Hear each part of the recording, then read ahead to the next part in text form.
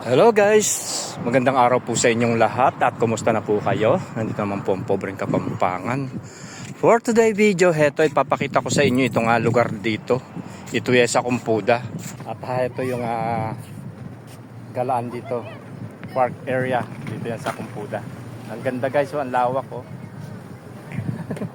Dito kayo mag-picnic, maglagay ng carpet.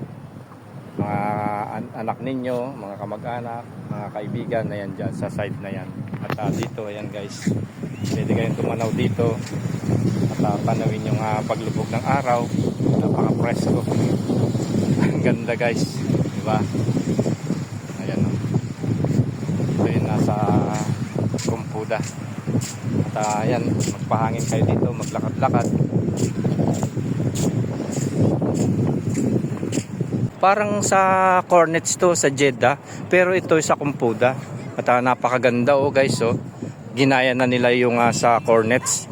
At meron ng barilyas na ganito na para tanawin itong karagatan dito. Ayan guys oh, ang ganda oh. At dito, ayan, naka-tiles pa. At may mga artificial na grass. Pwede kayong mag-picnic dyan, maglagay ng carpet dyan sa side na yan. Ay, nakikita ninyo.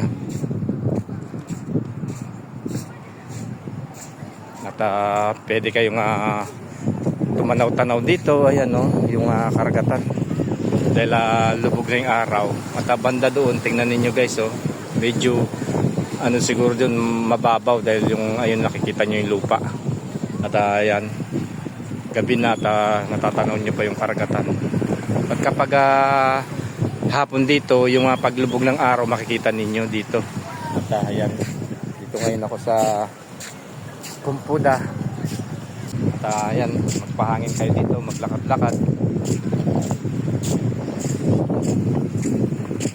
So ayan guys, maraming salamat sa panonood. Sana nag-enjoy kayo ngayon dito sa vlogs natin.